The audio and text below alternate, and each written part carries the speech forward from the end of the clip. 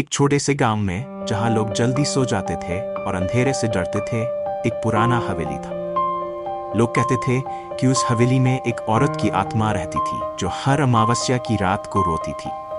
रवि नाम का एक युवक जो नई दिल्ली से गांव आया था, उसे इन कहानियों पर विश्वास नहीं था। उसने ठान लिया कि वो इस हवेली की सच्चाई जानकर रहेगा। अमावस्या की रात को वह अकेला हवेली के अंदर गया।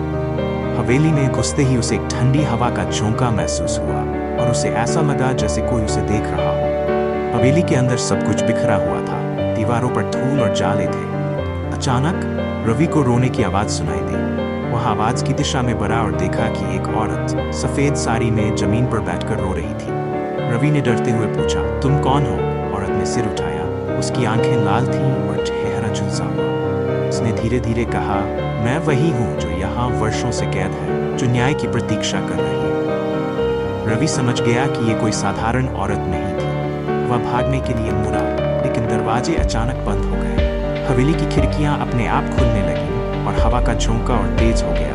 वह औरत उठकर धीरे धीरे रवि की ओर बढ़ने लगी। रवि ने दरवाजा जोर से खींचा, पर दरवाजा नहीं खुला।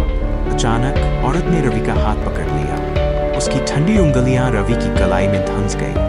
रवि ने डरते हुए अपनी आंखें बंद कर ली। जब उसने अपनी आंखें खोली तो वह अपने कमरे में था, पसीने से तरबतर। उसे लगा कि यह एक बुरा सपना था, लेकिन जब उसने अपनी कलाई पर देखा तो वहां उस औरत के हाथों के निशान थे। वह समझ गया कि जो कुछ हुआ कोई सपना नहीं था। उस रात के बाद रवि कभी उस गांव में नहीं लौटा।